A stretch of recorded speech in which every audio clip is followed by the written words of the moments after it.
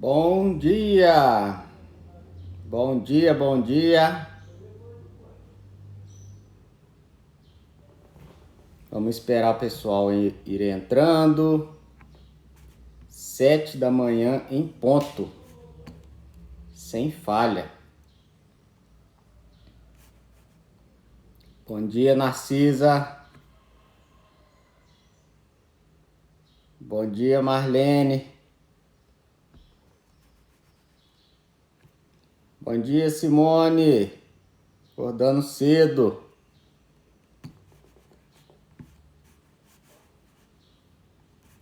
Vamos lá, vamos começar. 7 horas. Vamos falar um pouquinho hoje sobre compulsão alimentar. Para você que tem aquela ansiedade, aquele comer emocional. Acho que hoje a live vai te ajudar um pouquinho aí. Bom dia, Narcisa. Então, muitas vezes a gente come para quê? Bom dia, Marlene. Para preencher um espaço vazio que está dentro de nós, né? Que o doce, normalmente é um doce, é um lanche, ele vai ali para preencher aquele espaço que está vazio dentro da gente, proporcionando para a gente uma sensação de bem-estar, né? Então, a gente precisa parar de ocupar esse espaço vazio com doce, com esses lanches, né? Normalmente lanche vai dar pico de glicose no sangue. Então, a gente achando outras formas de compensar esse vazio, a gente consegue resolver melhor essa questão. Outras atividades prazerosas, né? Pode ser passear, pode ser fazer o que você gosta de fazer, em geral, né? E quando a gente muda para uma alimentação low carb, esse desejo todo por doce, ele acaba indo embora também. Cetogênica, então, nem se fala. Porque esse desejo por doce nada mais é do que você dá aquele pico de glicose no sangue, você sente aquele bem-estar, mas daqui a pouco esse bem-estar já vai embora. Esse bem-estar ele dura muito pouco, é muito passageiro, tá? E quando você está se alimentando low carb, cetogênico, isso aí vai diminuir esses desejos, principalmente por doce, porque a insulina vai estar baixa, glicose baixa, hemoglobina glicada, vai tudo baixar, você vai ficar menos inflamada. Então, automaticamente, esses desejos eles começam a sumir, né? No nosso corpo, a gente tem aí duas enzimas. Uma enzima que é da obesidade, que é a LPL, que está muito presente no fígado, por isso que a gente costuma engordar o fígado.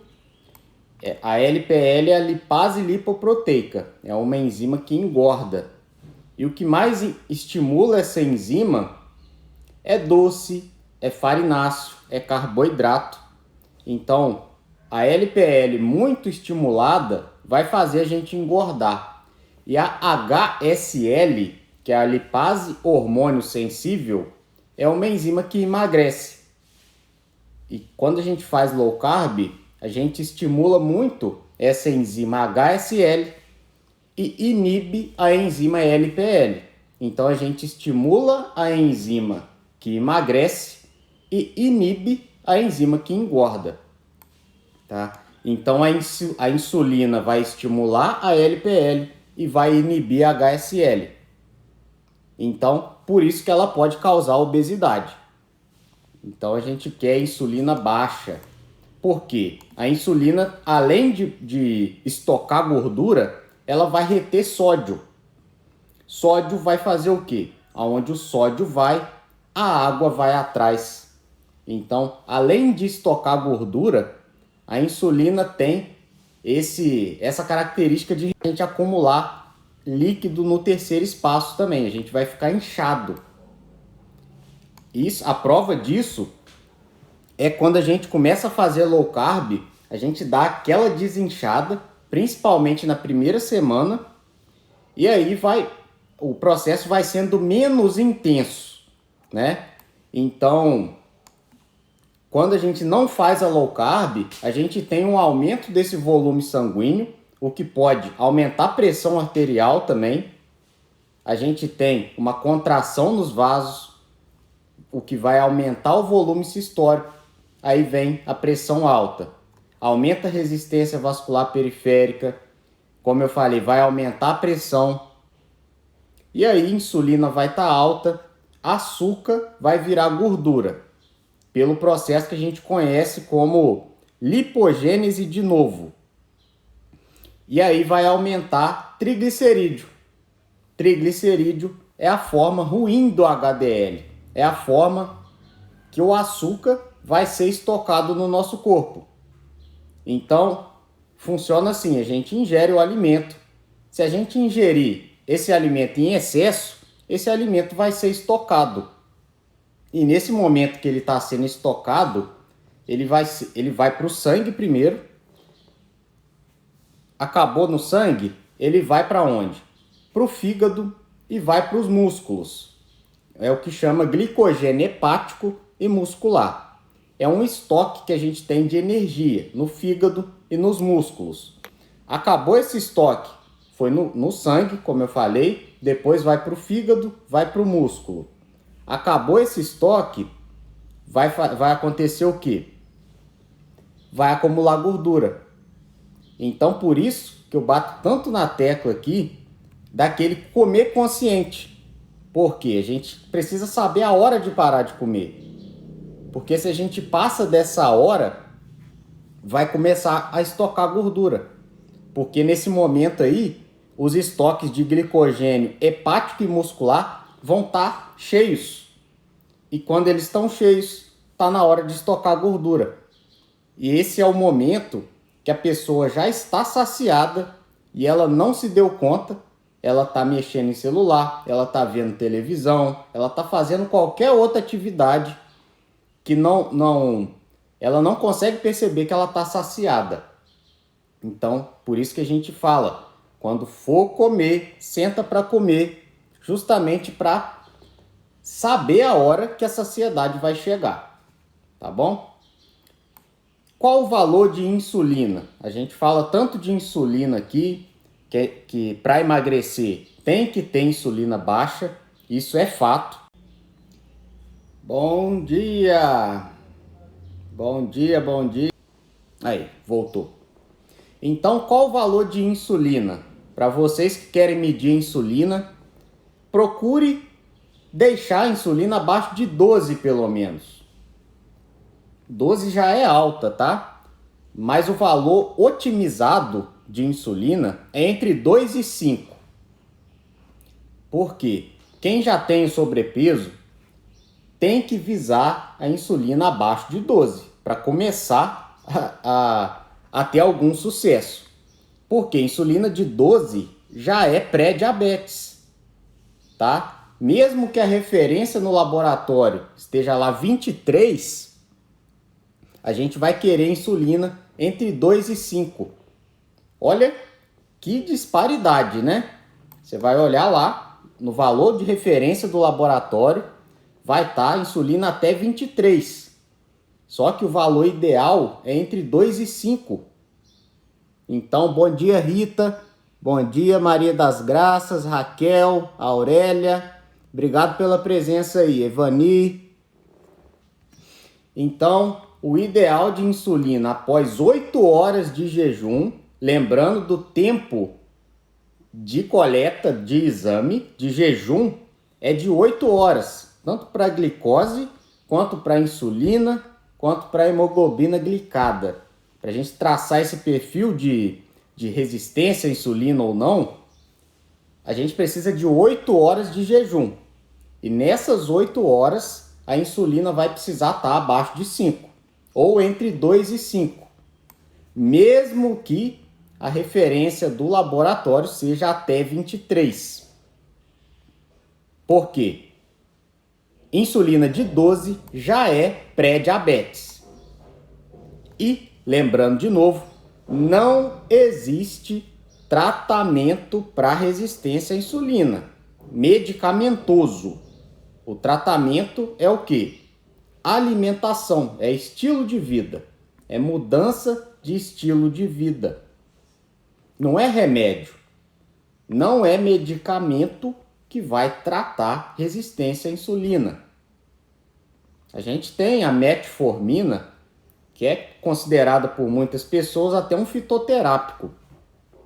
Tudo bem, eu não condeno o uso da metformina, é válido, mas se você não mudar o estilo de vida, não vai adiantar de nada.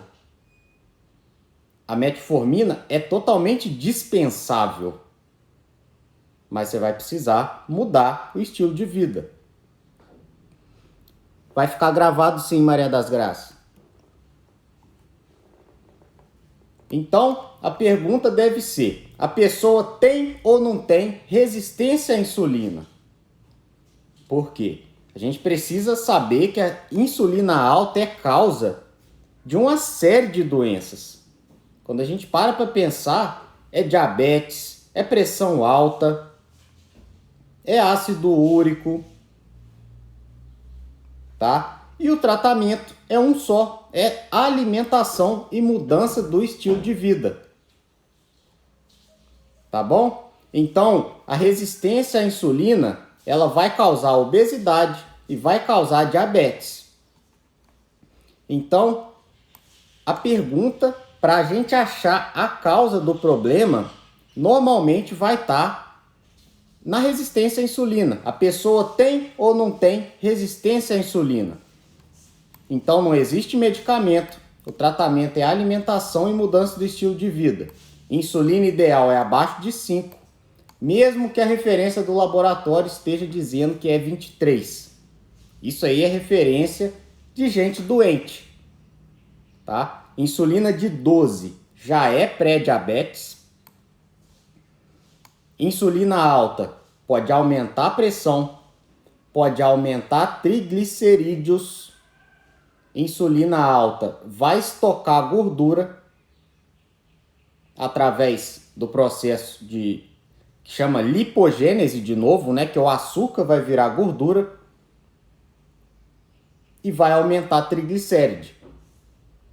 Então, vai aumentar a ingestão de carboidrato. O que mais aumenta a insulina? Carboidrato, sobretudo carboidrato refinado, carboidrato farináceo, tá? É pão, biscoito, bolacha, macarrão, tá bom? Então isso aí vai aumentar a insulina, vai transformar carboidrato em glicogênio, como eu falei primeiro lá. Primeiro, o que acontece? Glicose no sangue aumenta. Glicose no sangue ficou muito alta. O segundo passo é qual? Estocar glicogênio no fígado e nos nossos músculos. Acabou esse estoque também? Está lotado? Qual que é o próximo passo? Armazenar gordura na forma de triglicerídeo. E nesse momento, a insulina já está lá em cima.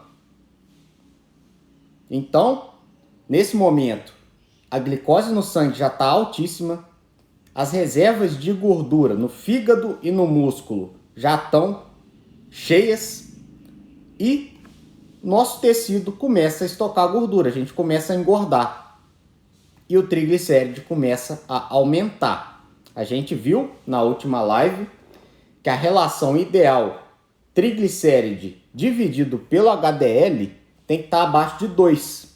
Idealmente até abaixo de 1, tá? Mas 1 seria nível assim, a pessoa super saudável. Então a gente primeiro começa objetivando 2, que a maioria das pessoas vai estar ali nessa média. Depois a gente objetiva 1. Você vai dividir triglicéride pelo HDL, dividiu, tem que dar 1. Tem que dar abaixo de 2. Isso vai significar o quê? Vai significar que o seu perfil de colesterol é bom. Ele não é de partículas pequenas e densas. São essas partículas que a gente fica preocupado, porque são essas partículas que dão infarto, que dão AVC. Nosso vaso começa a inflamar, essas pequenas partículas vão começar a se amontoar no vaso. E aí vai formar a placa aterosclerótica, a ateromatose. tá bom? Então, vai diminuir colesterol HDL também e vai aumentar essa estimulação dessa LPL que eu te falei, que é a lipase lipoproteica, que vai fazer a gente engordar. E o que mais estimula a resistência à insulina? A pessoa que é estressada, a pessoa que come muito carboidrato, sobretudo refinado, é a pessoa que não dorme bem. Essas são as principais causas de resistência à insulina. Carboidrato refinado, carboidrato simples, que dá pico de glicose no sangue. É a pessoa que é estressada, porque o estresse aumenta cortisol, cortisol joga glicose no sangue. É o estresse crônico que é prejudicial, não é o estresse agudo, reação de luta ou fuga. Porque essa reação de luta ou fuga é necessária para a nossa sobrevivência. Glicose vai estar no sangue, só que a gente vai gastar essa glicose. Ela vem na hora certa. Bom dia, Samara. Bom dia, Sandra. Então, se o estresse é crônico, a pessoa cronicamente estressada, ela vai engordar. Agora, aquele estresse agudo que vem e passa, isso aí é benéfico, porque a glicose que vai para o sangue, ela vai ser queimada. Então, as 3 coisas que aumentam glicose no sangue é o estresse, aumentando a resistência à insulina, né? É o estresse, alimentação ruim, né? Com excesso de carboidrato refinado, e a pessoa que não dorme bem. Para dormir bem, você vai precisar dormir pelo menos 7 horas. Não adianta você vir me falar que você acorda descansada. O principal parâmetro para a gente saber se a pessoa dormiu bem ou não é ela acordar descansada. Tudo bem. Se você acorda descansada, mas você dormiu menos de 7 horas, 1 hora a conta vai chegar. Tudo bem que você está descansada. Que bom, isso é bom. Mas pode saber que a conta vai chegar no longo prazo. 1 hora vai chegar. A gente precisa, como ser humano, dormir pelo menos 7 horas. Isso é o mínimo. É 7 às 9 horas. Todo mundo precisa disso. Tá bom? Então, resistência à insulina vai ser a ponte ali de várias doenças, de vários problemas de saúde. É diabetes, obesidade, alteração de colesterol, pressão alta, doença cardíaca, né? A pessoa que coloca stent, a pessoa que já infartou, tem ponte safena, tudo tem a causa base lá, a resistência insulínica. Fígado gorduroso, ovário policístico, está cada vez mais comum ovário policístico. Causa resistência à insulina. Predominância estrogênica, né? Também causada pela resistência à insulina. Câncer, Alzheimer, tudo isso aí, olha a problemada que resistência à insulina causa pra gente. Então, eu falei da metformina, será que a gente pode tratar essa resistência insulínica com metformina?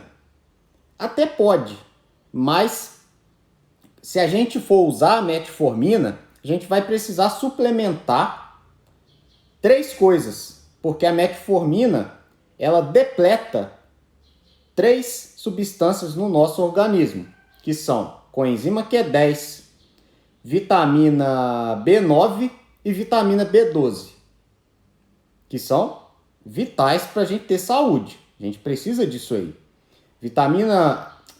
Metformina, quando é dada, sobretudo na dose acima de 1000 miligramas, ela tem esse poder aí de diminuir B9, B12 e coenzima Q10.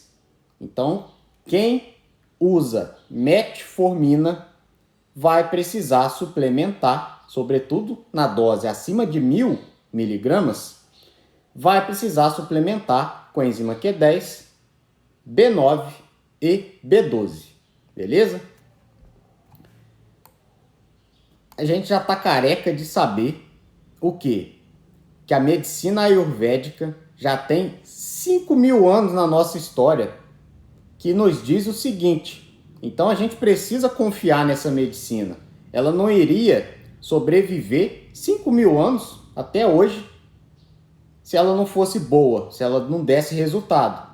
E ela diz o seguinte: quando a dieta é inadequada, o medicamento é inútil. O medicamento não vai adiantar nada. Tá? E quando a dieta é correta, ou seja, quando a gente se alimenta bem, o medicamento é desnecessário. A gente não precisa de medicamento. E o que está acontecendo hoje, bom dia, Cléo. O que está acontecendo hoje é as pessoas se alimentarem mal e aí precisarem de remédio. A gente deveria reverter isso, se alimentar bem para não precisar de remédio. É isso que a nossa medicina ayurvédica, medicina milenar, tem mais de 5.000 anos já na nossa história, fala pra gente. A gente não vai precisar de remédio se a gente tem um estilo de vida bom, tá? Então o que a gente pode fazer para diminuir essa resistência à insulina, né? Já que ela é a causa dessa compulsão por doce, não é por doce, compulsão alimentar em geral. A causa base é resistência à insulina. A pessoa está com a insulina alta, por isso que ela tem aqueles desejos. Então, o que a gente pode fazer para diminuir essa insulina? Jejum intermitente é a ferramenta mais poderosa para reduzir resistência à insulina. É o jejum intermitente. Se você acha que você não consegue fazer jejum intermitente, tente fazer pelo menos um mês. Só que antes de fazer o jejum intermitente, você vai precisar se alimentar com os alimentos recomendados, que normalmente são alimentos low carb, cetogênicos, alimentos anti-inflamatórios. Antes de fazer o jejum, você vai precisar ter essa alimentação.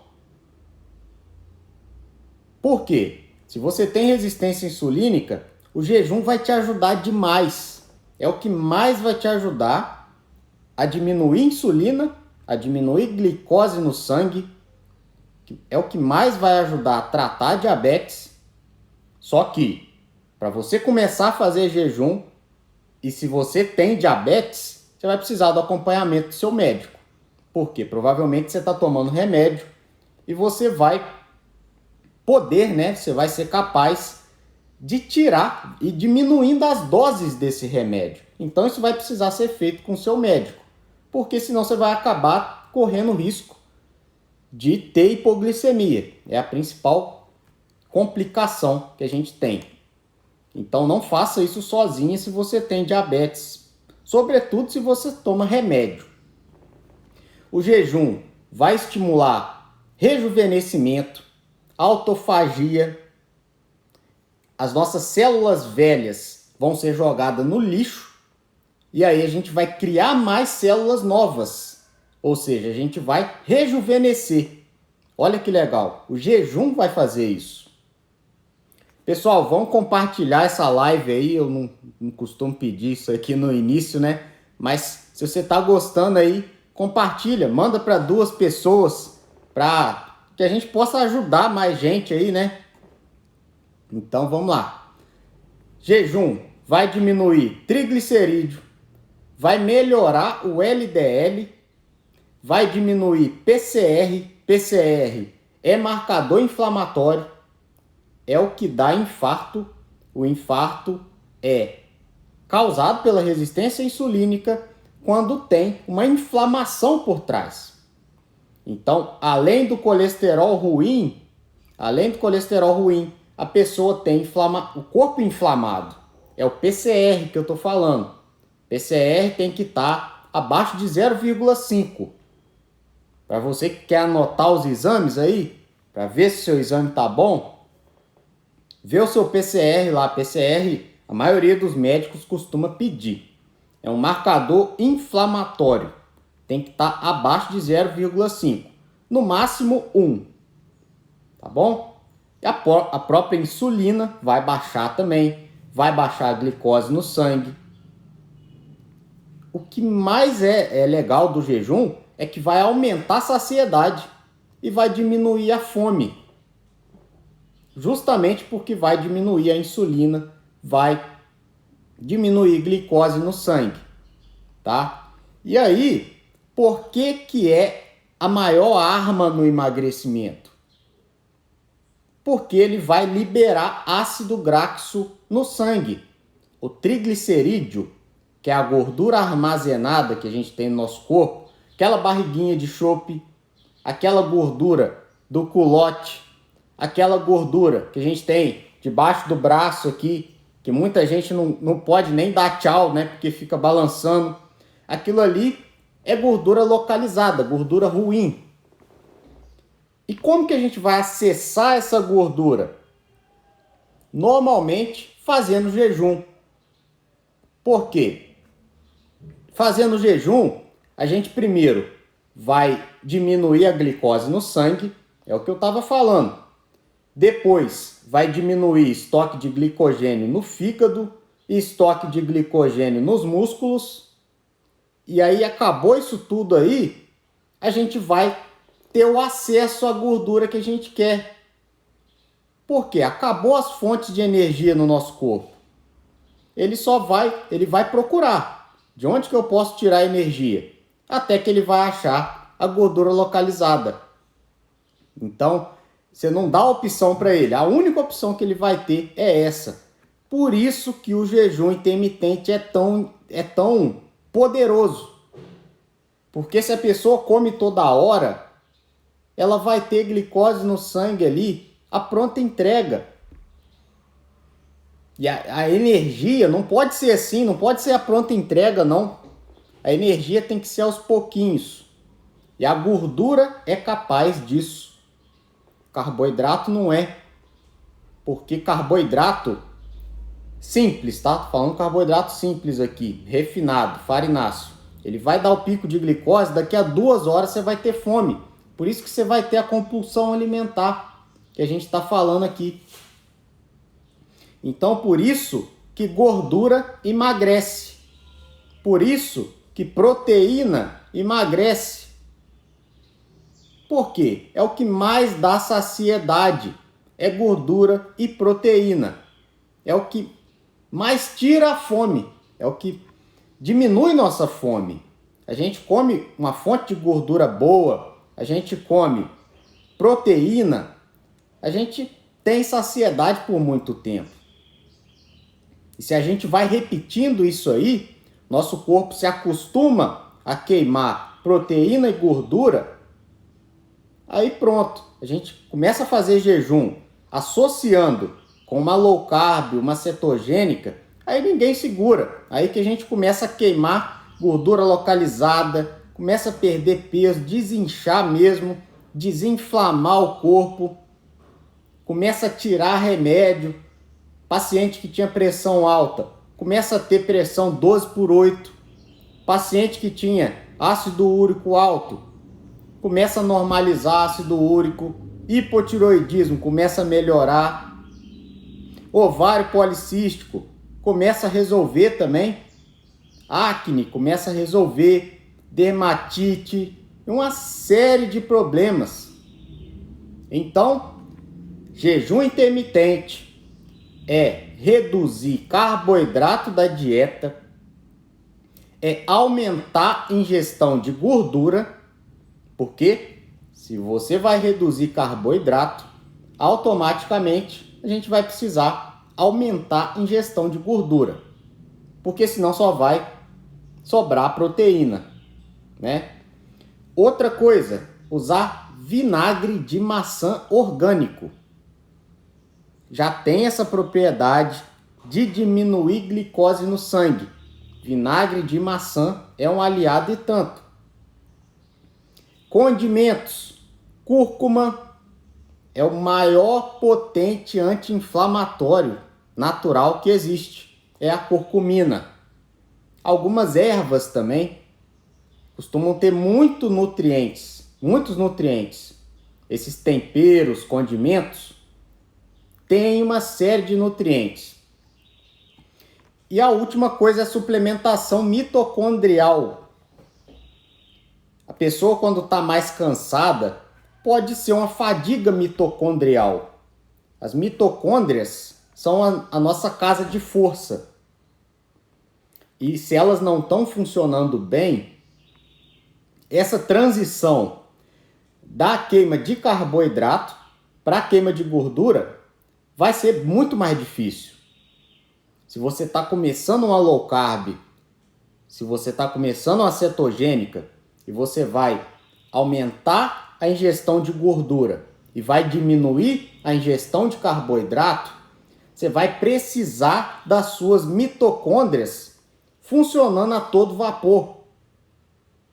Por quê? Sem elas funcionando a todo vapor, essa transição da queima de carboidrato para a queima de gordura vai ser muito complicada. O que vai acontecer? A pessoa vai ficar cansada, vai ficar desanimada, tudo vai precisar de um guindaste para levantar a pessoa da cama nessa fase de transição.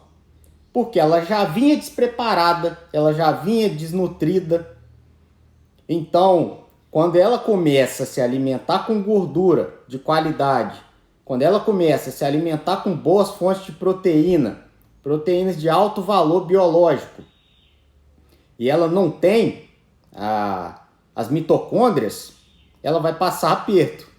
Sobretudo se ela não usar o sal integral. Sal integral e água. Low carb faz a gente diminuir a insulina, automaticamente a pessoa perde sódio também. Aonde o sódio vai, a água vai atrás. Então, nessa transição, sobretudo, é preciso hidratação vigorosa. É pelo menos 35 ml por quilo de peso por dia. Então você vai multiplicar o seu peso. Pessoa que pesa 70, por exemplo, vai multiplicar 70 por 35. E aí o resultado vai dar a quantidade de água que você precisa beber por dia. Em ml, tá? Então, se você pesa 90, multiplica 90 por 35.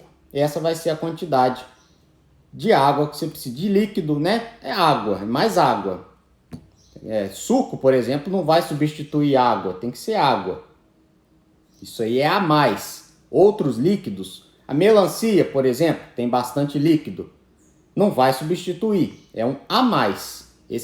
Essa conta com 35 ml é água, tá bom? Então, quais os suplementos? Eu falei da mitocôndria. O que você pode suplementar para dar aquele gás para sua mitocôndria? Coenzima Q10, que a gente já falou, que a metformina vai diminuir.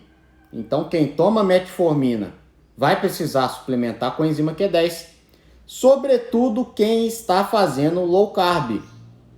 Sobretudo quem está nessa fase inicial de transição. A coenzima Q10 é muito interessante para a mitocôndria. É o ácido málico e é a L-carnitina. É o trio aí que é mais usado na suplementação mitocondrial. Coenzima Q10, ácido málico e L-carnitina. Isso aí dá um gás para a pessoa que está fazendo low carb, dá um gás para a pessoa nessa fase de transição, tá bom? E toda dieta baixa em gordura vai ser alta em carboidrato. E o contrário também é verdadeiro. Toda dieta alta em gordura precisa ser baixa em carboidrato. A gente não pode colocar os dois na mesma dieta, não.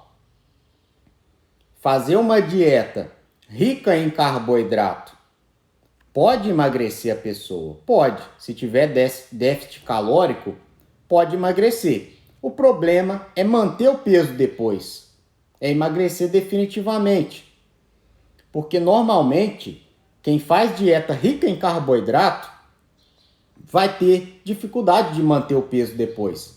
Porque carboidrato aumenta a insulina. E a gente não aguenta uma dieta por muito tempo. Sobretudo com insulina alta. A gente está vendo a problemada que a insulina causa. E o que mais aumenta a insulina é carboidrato refinado. Então vamos ter cuidado, atenção para isso aí, tá? E evitar os lanches. Lanche tem tudo a ver com compulsão alimentar. A pessoa que tem necessidade de lanchar provavelmente está com insulina alta. Os lanches, eles tendem a aumentar quando a pessoa ingere. A pessoa tende a lanchar mais quando ela ingere carboidrato refinado, porque a insulina está alta. E aí, níveis persistentes. Então, insulina alta vai ficando mais alta, mais alta, mais alta. E aí, a gente tem a resistência à insulina. Porque pensa comigo, a gente tem tipo uma chave com uma fechadura. A insulina é a chave. A fechadura é o receptor que a insulina precisa agir. Se tem muita chave, vai chegar uma hora que vai faltar fechadura para tanta chave. Com a insulina é a mesma coisa. Se a gente tem muita insulina, vai chegar uma hora que vai faltar receptor para insulina. Vai ter insulina demais, vai sobrar insulina. E aí, resistência insulínica. Aí que começa a surgir as doenças, né? Para você ter uma noção, na década de 60, as pessoas comiam 3 refeições por dia. E praticamente não existia obesidade. E aí, foi se passando o tempo, as pessoas foram sendo orientadas a comer de 3 em 3 horas. E não coincidentemente, a obesidade foi aumentando também. Tá? Até que em 2014, a maioria das pessoas começou a ingerir 6 refeições por dia. É café, é uma refeição entre o café e o almoço, é o almoço, é o lanche da tarde e é o jantar. E depois tem a ceia ainda. Então, a gente não dá tempo para o nosso trato gastrointestinal descansar como ele precisa. Nunca vamos conseguir emagrecer dessa forma. Por mais que muito profissional fale, não é a melhor forma de emagrecer, tá? Então, o que a gente pode fazer prática, coisa prática agora, para diminuir essa resistência à insulina? Primeiro, se eu te falei que o estresse, falta de sono, aumenta a insulina, a gente vai precisar fazer a higiene do sono, para justamente melhorar a qualidade do sono e diminuir a insulina.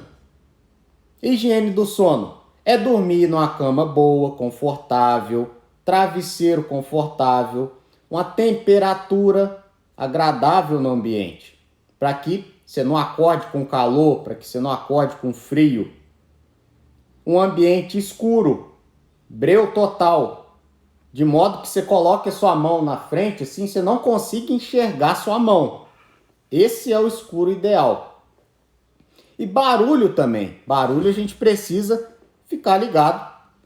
Se você mora, infelizmente, num ambiente que passa carro na rua e vai te acordar e tudo mais, tenta ver a possibilidade de colocar tampão de ouvido. Ah, mas eu não consigo dormir com tampão de ouvido. Acostuma. Eu acostumei, teve uma época que eu morava num lugar que era muito barulhento Eu precisei me acostumar com isso. No início, é claro, qualquer processo de transição é mais complicado, mas você acaba se acostumando. E barulho, não há quem consiga dormir bem com barulho. Isso vai causar microdespertares noturnos. Às vezes você nem se dá conta que o seu sono está superficial. Por quê? Tem barulho que está toda hora ali te atrapalhando. Outra coisa, evitar glúten, evitar leite, evitar açúcar. Isso aí são alimentos inflamatórios. O principal que todo mundo deve evitar é glúten. Glúten, por mais que você faça exame de alergia, de intolerância e não dê intolerância ao glúten, o que é menos provável, é muito mais provável que você tenha intolerância ao glúten, mas por mais que não venha nesse exame,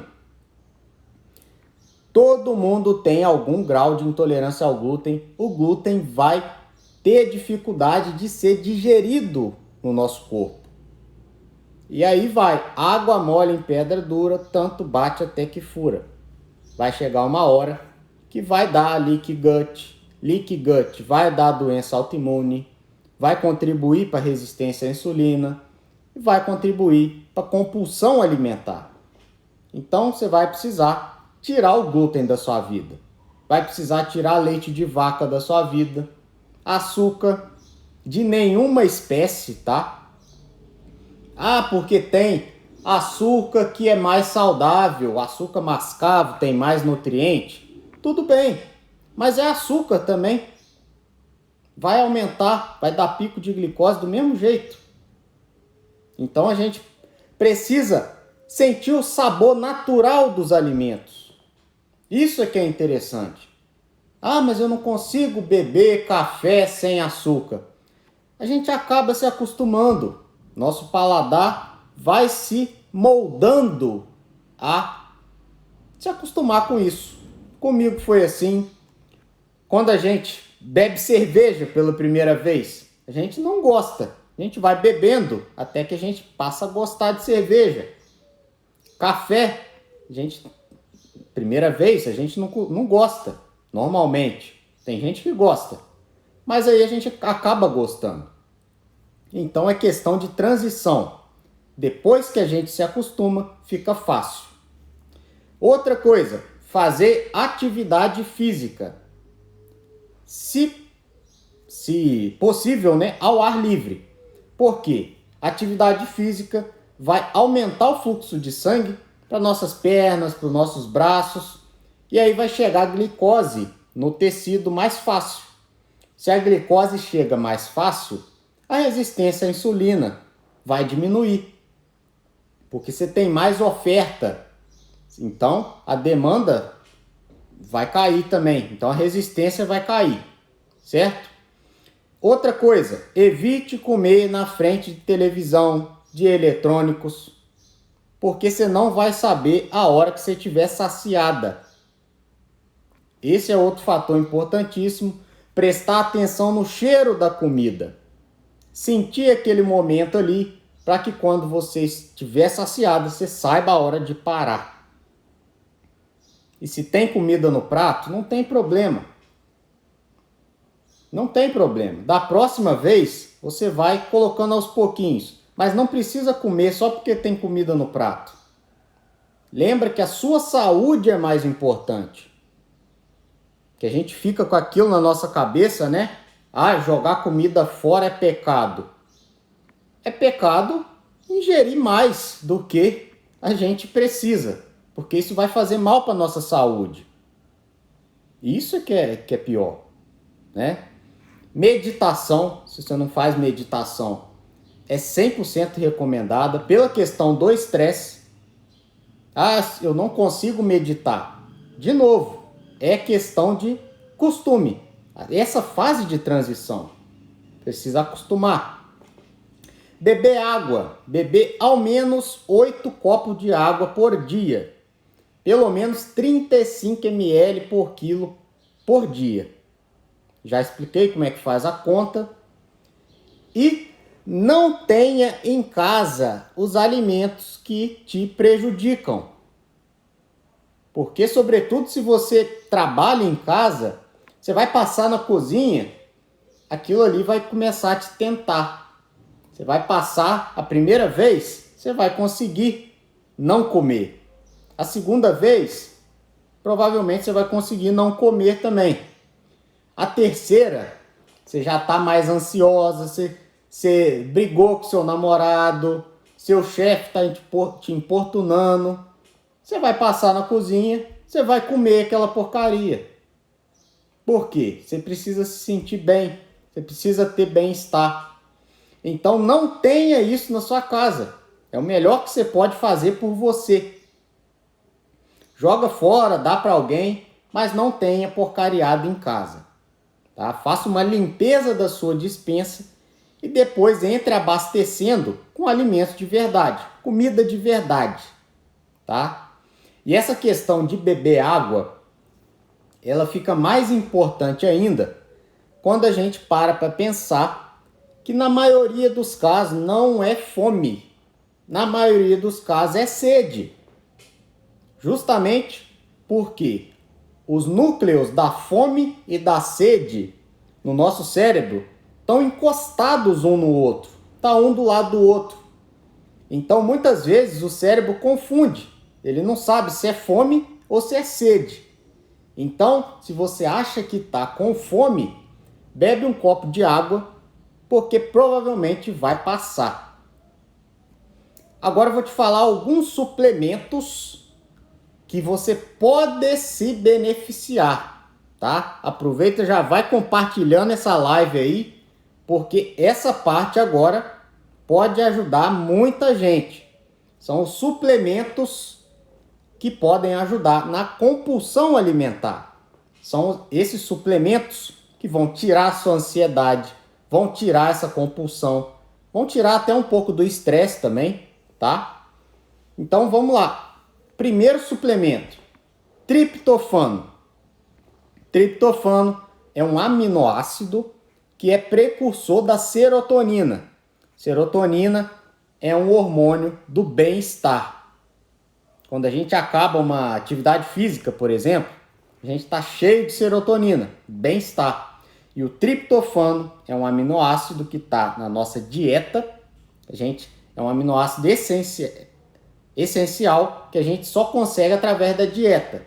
Ou seja, nosso corpo não produz ele. A gente precisa se alimentar bem para que a gente adquira ele e para que ele vire serotonina e a gente tenha o bem-estar. Então, triptofano vai virar o 5-HTP, que é o segundo suplemento. Ou você suplementa o triptofano para que ele vire 5-HTP e depois a serotonina, ou você suplementa o 5-HTP direto, que você já está pulando uma fase na reação aí. Também pode ser. Terceiro suplemento é o GABA. O GABA é o principal neurotransmissor inibitório que a gente tem. Então a pessoa que está muito ansiosa, está muito estressada, ela precisa de GABA. Por quê? Ela está com excesso de estímulos. E o GABA, inclusive, é muito usado para as pessoas que estão muito aceleradas antes de dormir.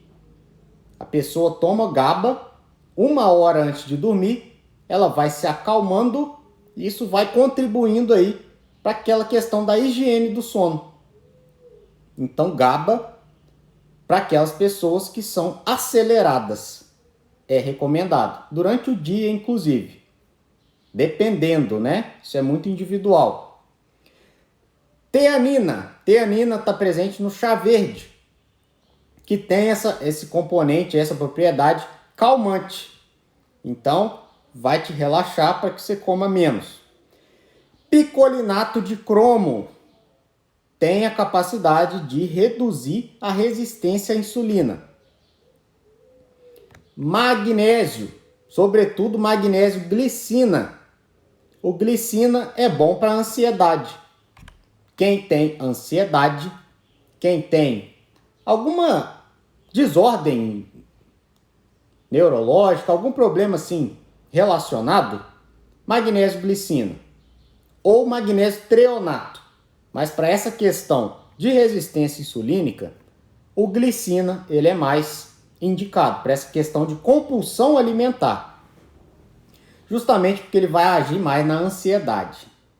Taurina também tem componente da ansiedade. Garcinia cambogia. Spray de Gymnema silvestre. Se você não está anotando, eu acho que é a hora de você pegar um caderninho aí e começar a escrever, porque isso aí você pode ir testando normalmente. Não tem contraindicação e pode te ajudar demais. Água aromatizada. Muita gente subestima o poder da água aromatizada, mas é excelente para você que precisa se hidratar mais e você não consegue beber tanta água. Bateu aquela vontade de comer doce? Escova o dente. Escova o dente. Você vai ver que depois que você fizer essa higiene bucal, sua vontade vai diminuir. É uma coisa simples, mas que muita gente me fala. Pô, aquela dica que você me deu de escovar dente, eu achei até que você tivesse de brincadeira, mas quando eu fiz realmente foi efetivo. Por quê? A pessoa para aqueles 5 minutos ali para se dedicar, né, para passar aquela vontade inicial, ou seja, ela vai passar aquele tempo e daqui a pouco ela não está com fome mais. A fome vem em ondas. Então passou os 5 minutos, ela está escovando o dente, ela está fazendo a higiene, ela acabou de fazer a higiene, ela não vai querer sujar os dentes, né? Já que ela acabou de escovar os dentes, também tem isso aí. É psicológico o negócio. E para você que adora doce, você tem a opção do chocolate amargo, o chocolate 100% cacau. Ou pelo menos acima de 85, tá? Mas aí, quanto mais açúcar tiver, né? Quanto menor o teor de cacau, você vai precisar comer menos, obviamente, porque vai aumentar mais glicose no sangue. Então, chocolate amargo é uma excelente opção para você que quer largar doce. E por mais que no início você não goste do chocolate amargo, você vai acabar gostando, tá? Então, é o triptofano, é o 5-HTP, é o GABA, tiamina, picolinato de cromo, magnésio glicina, taurina, Garcinia cambogia, spray de Gymnema silvestre, água aromatizada, escovar os dentes e chocolate amargo. Antes de tentar esses suplementos que precisa manipular e tudo mais, te recomendo atentar esses mais naturais, esses métodos aí de beber água, beber um copo de água, que é muito efetivo. Muita gente menospreza isso aí. Chocolate amargo, água aromatizada. Então tenta isso aí antes, se você quiser tentar esses suplementos que eu te falei. Beleza? E saiba que o estilo de vida desregado vai aumentar a pressão. Qual a maior causa de pressão alta? Resistência à insulina, que é causada pelo estilo de vida desregado, tá? Então, a maior causa de pressão alta é resistência insulínica, que é causada por muita ingestão de carboidrato, sobretudo carboidrato refinado. E isso vai ser resolvido quando a gente diminuir a resistência insulínica. A pessoa que tem pressão alta e tem resistência insulínica, eu garanto que se a gente resolver essa resistência insulínica, a pressão vai ser 12/8, ou vai voltar à normalidade. É batata. Já tirei remédio de paciente minha, tá? O paciente tomava antihipertensivo, que nada mais é que tapar o sol com a peneira. Só serve para baixar a pressão. O que pode ser até pior, tá? Porque a pressão aumenta porque o corpo precisa que a pressão esteja mais alta. Então, não é solução baixar a pressão. A solução é ir na raiz do problema, que é resolver a resistência insulínica. Tá? E quais as causas de resistência insulínica, que eu já falei? É o estresse, dieta com muito carboidrato refinado e sono ruim.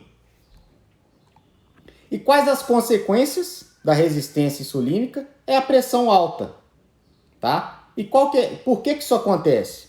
Porque o corpo começa a reter sódio. Aumenta a insulina, aumenta a retenção de sódio, aonde o sódio vai, a água vai atrás. Então o corpo vai ter muito sangue, vai ter uma hipervolemia. Se tem muito sangue para o coração bombear, ele vai precisar bombear mais forte, concorda? Para ele dar conta daquele monte de sangue. Então a pressão vai aumentar. É por isso que aumenta a pressão. A solução não é você abaixar a pressão. A solução é diminuir a insulina, que é a causa do problema. Bom dia, Janete. Vai ficar salvo assim. Bom dia, Darlene. Beleza? Então, resistência insulínica vai causar o que a gente chama de disfunção endotelial. Dentro do vaso vai ter uma inflamação. Por quê? Vai diminuir a molécula da vida, que é o óxido nítrico. O óxido nítrico vai fazer vasodilatação. Vasodilatação vai diminuir a pressão. E resistência insulínica vai baixar óxido nítrico. Também é outro mecanismo que a insulina aumenta a pressão. Vai causar alteração no colesterol. Vai diminuir HDL. Vai aumentar triglicerídeo. Ou seja, vai piorar o perfil do colesterol. O colesterol vai ficar com partícula pequena e densa, que é a que a gente não quer. Tudo é causado lá na resistência insulínica. Tá? A pessoa vai ter mais chance de ter câncer, ela vai ter mais chance de ter doença cardiovascular, infarto, AVC. É o principal fator de risco para infarto, é a resistência insulínica. E como que você pode saber se você tem resistência insulínica ou não? Obviamente o exame, né? A insulina vai estar alta, glicose vai estar alta, hemoglobina glicada vai estar alta, isso tudo vai estar alto. Mas a parte clínica, qual que é? A pessoa que é obesa, a pessoa que está com sobrepeso, a pessoa que já tem pressão alta, provavelmente tem resistência insulínica. Pode não ter, tá? Mas provavelmente tem. A pessoa que tem alteração no colesterol, tem triglicéride muito alto, tem HDL muito baixo. A mulher que tem síndrome do ovário policístico, muito provavelmente a mulher que tem síndrome do ovário policístico tem resistência insulínica. Porque a maior causa de síndrome do ovário policístico é a resistência insulínica. E aí a mulher vai ter um aumento dos hormônios masculinos. Vai ter um aumento de testosterona, de ideia, androstenediona. Começa a crescer acne, começa a crescer pelo. Tá? Pode ser emocional mesmo, pressão pode ser emocional, mas é a minoria dos casos. Minoria esmagadora, a grande maioria dos casos de pressão alta é resistência insulínica, tá? E vai causar também esteatose hepática, fígado gorduroso, vai aumentar no exame TGO, vai aumentar TGP. São as enzimas do nosso fígado. Quando o fígado está gorduroso, essas enzimas aumentam. Outra causa de pressão alta, te falei então a resistência insulínica, gota. Se você tem ácido úrico muito alto, você tem uma chance de ter gota, né? Dependendo do nível. E provavelmente sua pressão está alta também. Quem tem ácido úrico alto, sobretudo quem tem gota, vai ter pressão alta, tá? E o que mais aumenta ácido úrico? Se você tem pressão, se você tem problema com ácido úrico, o que mais aumenta ácido úrico? Vamos ver se alguém adivinha. Frutose. Frutose é o que mais aumenta ácido úrico. Frutose, que é um carboidrato. E é a pior espécie de carboidrato, porque só é metabolizada no fígado. Nenhum órgão ou tecido quer frutose. Só vai para o fígado. E o que só vai para o fígado pode ser denominado de veneno. Porque o veneno só vai para o fígado. Veneno entra no nosso corpo identifica que aquilo ali é uma porcaria, né? É o veneno, obviamente. Ele vai direto para o fígado. Para quê? Para ser metabolizado e ser eliminado. E se o veneno ele vai direto para o fígado e a frutose vai direto para o fígado também, a frutose pode ser considerada um tipo de veneno. Olha só. Olha o problema. É por isso que a gente tem fila de transplante hepático em pessoas que nem bebem bebida alcoólica. Tem fila hoje de transplante hepático em pessoas que não bebem. São as mesmas pessoas que tomam 6 copos de suco de laranja por dia e acham que estão fazendo bonito. Suco de laranja, sucos em geral, não são saudáveis. Podem causar esteatose hepática, né? E aí vai evoluindo até chegar na cirrose. É fibrose, tal, e até chegar na cirrose. E aí a pessoa vai precisar de um transplante hepático, porque bebeu tanto suco de fruta, tirando a fibra da fruta, que ela precisa de um absurdo desse, né? Infelizmente. Hoje está muito comum pessoas que não bebem precisarem de transplante hepático por causa única e exclusivamente da frutose. Não tem outra justificativa. É a frutose. Isso é bioquímica. É o excesso de frutose, o fígado não dá conta, ele começa a pedir arrego. Então, chega um momento que ele fala, cansei, ele chuta o pau da barraca. E aí, o problema todo começa. Tem até uma frase que é assim, você é tão jovem quanto o mais velho dos seus órgãos. Ou seja, se o seu fígado é de uma pessoa de 120 anos, a sua idade biológica vai subir demais. Se o seu fígado é de uma pessoa, se o seu coração, se o seu rim é de uma pessoa jovem, se está com saúde, né? Você vai ser uma pessoa jovem, sua idade biológica. A pessoa pode ter o corpo inteiro fluindo, tudo excelente. Um coração de ferro, um rim de ferro, pulmão, tudo certinho. Se ela tiver o fígado ruim, o fígado vai colocar tudo a perder. Então, tudo tem que estar em sincronia para que o corpo trabalhe junto e dê tudo certo, né? Então, a gota, o ácido úrico alto é outra causa. Aquelas etiquetas de pele. vão começar a aparecer na pessoa que tem resistência à insulina, que são aqueles fibromas mole. É tipo um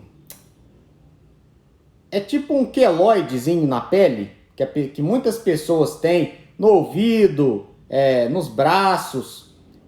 Chama fibroma mole aquilo ali. Isso acontece porque a pessoa tem resistência insulínica.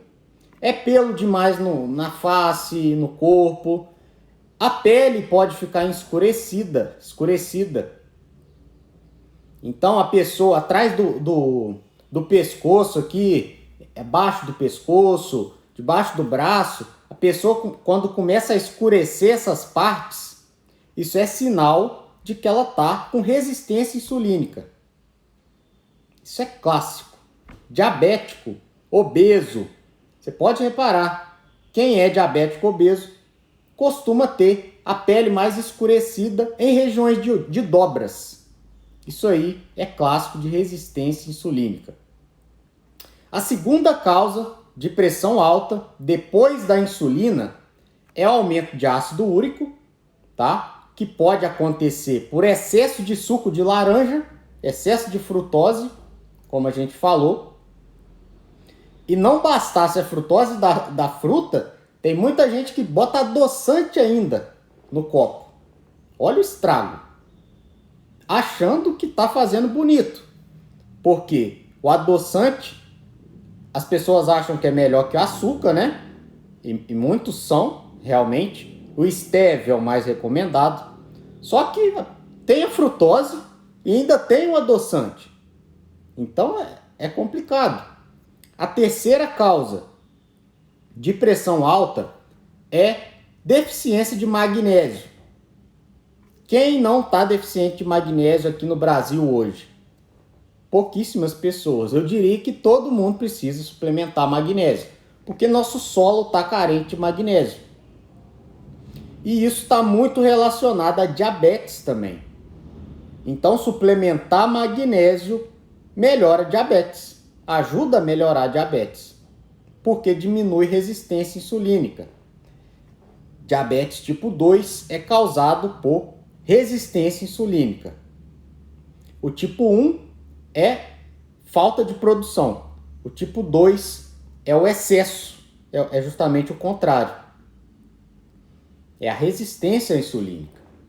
No tipo 1, as pessoas precisam injetar insulina. No tipo 2, quando chega no estágio que a pessoa precisa suplementar a insulina, é complicadíssimo. É complicadíssimo. Porque o problema é a insulina. E a pessoa vai estar suplementando, repondo insulina que já está em excesso. Imagina o estrago que isso não vai fazer. Tá? Hipotiroidismo seria a quinta causa. Eu pulei a quarta causa. É deficiência de vitamina D3. É outro fator extremamente frequente hoje. Porque a gente trabalha sob teto. A gente trabalha, dificilmente a pessoa vai trabalhar sob o sol, né? Então tá todo mundo deficiente de vitamina D3 também. Precisa suplementar. A grande maioria, 9 em 10 pessoas precisa suplementar, pelo menos. Hipotiroidismo é outra causa de pressão alta, tá? Por quê? No hipotiroidismo a gente tem um depósito de mucina. Mucina prejudica a circulação sanguínea. Então, nas mãos, nos pés, vai estar cheio de mucina. Então o coração precisa bombear mais o sangue para que chegue sangue nas extremidades. Por isso que aumenta a pressão. E diabetes também. Diabetes, todo mundo sabe que, além da resistência insulínica, o diabetes vai piorar a circulação, o que vai precisar aumentar a pressão também. Quem nunca viu casos de pessoas diabéticas que precisam amputar pé, precisam amputar até uma perna, né? Dependendo. Causada pela resistência insulínica, é causada pela dificuldade de circulação no sangue ali, tá? Então, quais são as causas de pressão alta?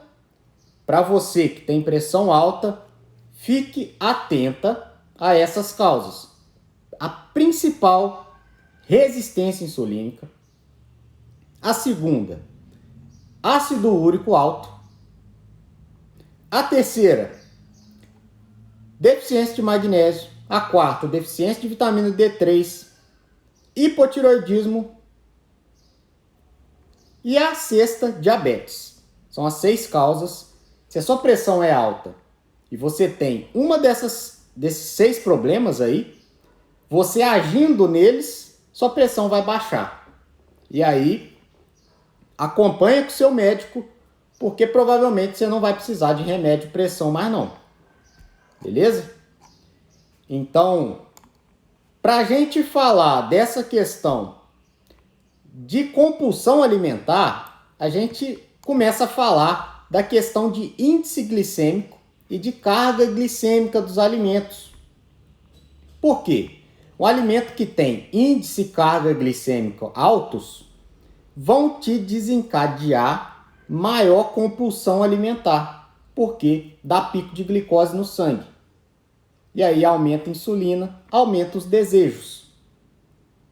E a gente sabe que existem os alimentos com baixo, moderado e alto índices glicêmicos. E que o alto índice glicêmico vai ter um impacto maior na glicose do sangue. O índice glicêmico é isso. É o impacto do carboidrato que está presente nos alimentos na glicose do sangue. Isso é índice glicêmico, que muita gente fala. É isso. Você se alimentou, aquele alimento vai aumentar a glicose do sangue. É o quanto esse alimento aumenta a glicose do sangue. Isso é índice glicêmico. Prefira os alimentos com baixo índice glicêmico, porque automaticamente vai aumentar menos a glicose no sangue, tá? Só que ainda mais importante que o índice glicêmico é a carga glicêmica. A carga glicêmica é a quantidade de carboidrato que tem em determinado alimento.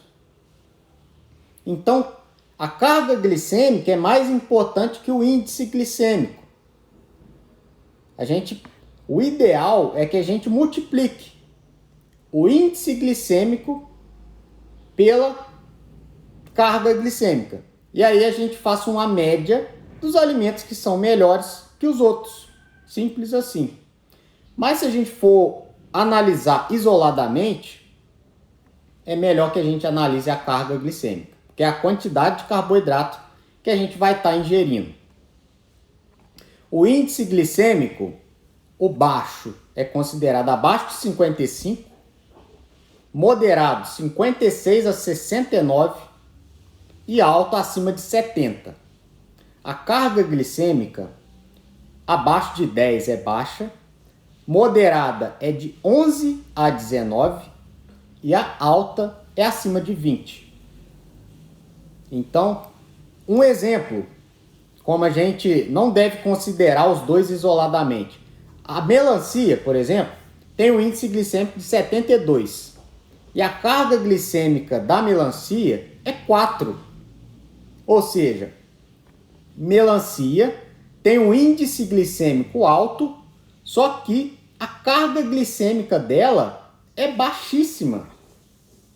Então, quando a gente multiplica 72 por 4, dá 288. Não vai ser muito maléfico.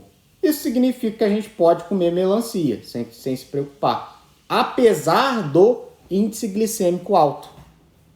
A carga glicêmica vai compensar, no caso. Outro exemplo para você, eu vejo muita gente falando bem de pão integral. Ah, porque o pão integral é muito diferente do pão normal. Será que é mesmo?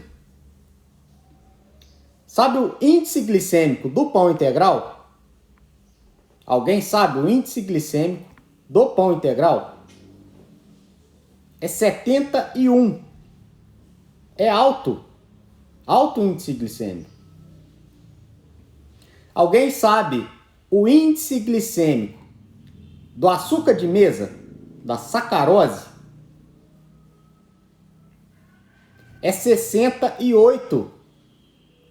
Ou seja, o índice glicêmico da sacarose, do açúcar de mesa, do açúcar, é menor do que do pão integral. Olha só. Parece que nem é verdade, né? O pão integral tem índice glicêmico maior que o açúcar de mesa. E aquela barrinha de chocolate Snickers, que todo mundo conhece, tem um índice glicêmico de 55. Mas é claro que é um altamente processado, né? Por isso que a gente deve comer Snickers. E a banana tem 54 de índice glicêmico. Então a gente precisa arrumar muita coisa, muito conceito que está errado, né? Se a gente pegar como base o índice glicêmico da glicose, glicose é o açúcar que vai para o nosso sangue, é 100, tá? Glicose hipertônica, que a gente dá para bêbado que chega em pronto-socorro, tem um índice glicêmico de 100. Mas o da sacarose, que é o açúcar de mesa, tem um índice glicêmico de 68. Então é muito diferente. Então, diabético não pode comer pão. Diabético não pode comer massa, porque isso vai dar pico de glicose no sangue. E aí vai dar pico de insulina, vai aumentar a resistência insulínica, vai piorar a diabetes. Diabético não pode fazer isso. Não pode. Nem quem não é diabético é recomendado que faça. Então, diabético é que não pode mesmo. Outra comparação, para ficar bem claro, esse impacto dos carboidratos, do açúcar no nosso sangue, é a seguinte. Sabe aquela rosquinha Donuts? É conhecido nos Estados Unidos como Donuts. Mas aqui no Brasil a gente chama de rosquinha. Que tem aquele açúcar em cima, rosinha, bonitinho, tem os confetes em cima. Aquilo ali tem 21 gramas de açúcar. E no nosso sangue inteiro, a gente tem 5 gramas de açúcar. Olha o impacto que isso tem no nosso corpo. Vou repetir. No nosso sangue, a gente tem 5 gramas, em torno de 5 gramas de açúcar. Quando a gente ingere essa porcaria, essa rosquinha, ela tem 21 gramas de açúcar. É mais do que 4 vezes a mais do que existe de glicose no nosso sangue. Uma única rosquinha.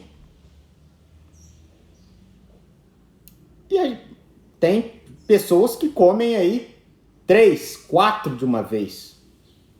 Olha o estrago que isso não faz. Mais que 4 vezes mais o que já está no nosso sangue de glicose. Numa única rosquinha. Complicado, né? Para finalizar, vou falar um pouquinho de intestino. Por quê? Intestino é o órgão que mais controla a nossa ansiedade. Não há quem controle a ansiedade com o intestino doente. Porque é no intestino que é produzido 90% da serotonina, que é o hormônio do bem-estar. Quem tem ansiedade, a gente costuma dar 5-HTP. É o que eu vejo mais comum aí para ansiedade. E 5-HTP vai virar serotonina. Ou seja, serotonina combate a ansiedade. E 90% da serotonina é produzida no nosso intestino. E se o intestino não está saudável, adivinha como que a gente vai ficar? Ansioso, ansiosa. Então, não tem como tratar a ansiedade sem tratar o intestino, porque a gente não vai estar indo na causa do problema, certo?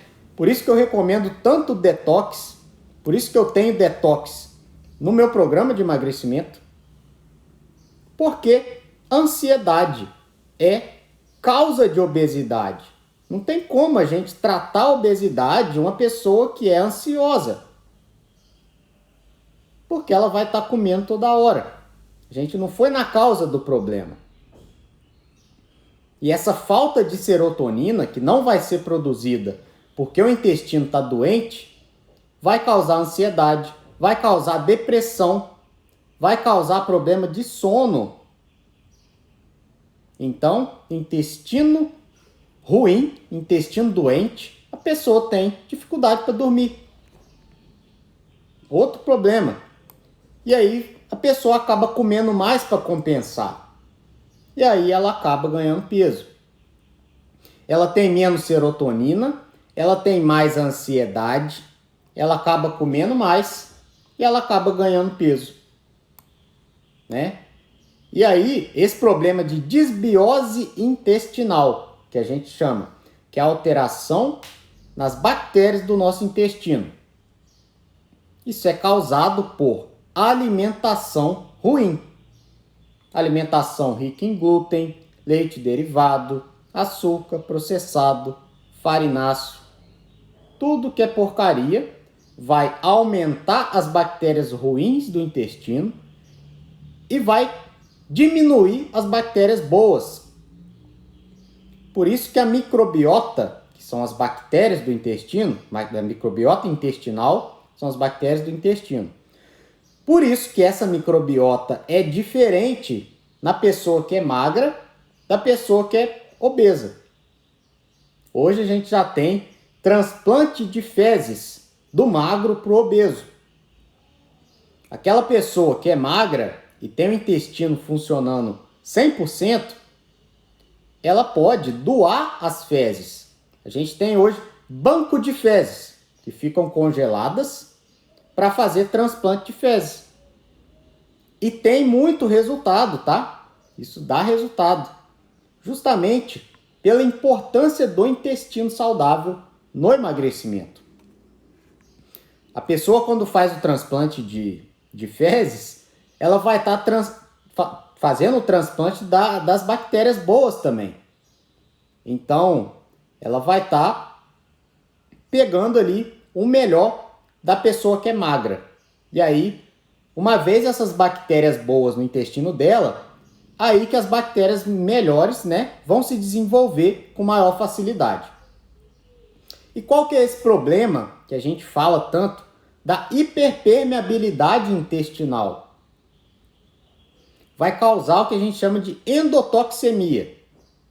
Endotoxemia é quando passa qualquer coisa do intestino para o sangue. Resumindo, qualquer porcaria que a gente comer vai passar para o sangue. Por quê? O intestino está esburacado, está hiperpermeável. E aí a gente vai absorver as toxinas. E toxina absorvida vai inflamar nosso corpo. Corpo inflamado, inflamação crônica, vai causar resistência insulínica. E aí volta, é o ciclo que a gente vai falando aqui. Corpo inflamado da resistência insulínica. Alimentos inflamatórios, glúten, né, do trigo, leite de vaca, açúcar, tudo que vai inflamar seu corpo. Tem pessoas que têm alergia à proteína do ovo. Infelizmente não podem comer. Ou pelo menos tem que evitar. Por quê? Isso aí vai causar o intestino hiperpermeável. Por isso que a gente recomenda que todo mundo faça um teste de intolerância alimentar. Não é obrigatório, mas é algo que a gente faz uma vez e a gente descobre tudo que a gente pode comer, tudo que a gente não pode comer. Então é um exame que você pega uma gotinha de sangue e coloca numa placa, e essa placa vai ter os reagentes ali dos antígenos, e aí vai ficar com a coloração. O que ficar com coloração é porque a pessoa tem algum grau de intolerância àquele alimento. É um exame muito simples, que vale super a pena, para que a gente consiga desinflamar nosso corpo e melhorar o intestino diminuindo a resistência insulínica, emagrecendo. Beleza? Eu acho que eu falei tudo, tá? Se você gostou, compartilha essa live, vai ficar gravada. Passa para um familiar seu, eu acho que eu falei coisas extremamente importantes aqui. Passa para aquela pessoa, compartilha com aquela pessoa que você ama, que você gosta, né? Que você quer ver muitos anos ainda, né? Ao seu lado. Isso aí vai ajudar ela, tenho certeza disso. Quarta-feira, tô de volta. Espero, conto com a presença de vocês, tá bom? Pra gente ir aumentando esse movimento aí, que a gente consiga ajudar cada vez mais e mais pessoas e combater essa propaganda enganosa aí, principalmente de indústria alimentícia, de indústria farmacêutica, só quer vender remédio pra gente, né? Então, meu papel aqui é desmascarar esse pessoal, tá bom? Então, conto com a presença de vocês aí, dando esse apoio, compartilhando, para que a gente possa crescer, aumentar esse movimento e ajudar cada vez mais pessoas. Beleza, vou ficando por aqui. Bom dia para todo mundo. Obrigado pela presença. Excelente semana, com muita tranquilidade, alimentação saudável, controlando o estresse, né? Que é o mais importante, que a gente viu que aumenta a resistência insulínica. Melhorando o estilo de vida, aos poucos a gente vai cada vez melhorando a nossa qualidade de vida, melhorando nossa longevidade e precisando cada vez menos de remédio, né? Quem tem uma alimentação saudável não precisa de remédio. Essa é a última frase para ficar para hoje. Vou ficando por aqui. Grande abraço e até quarta-feira às 7 da manhã.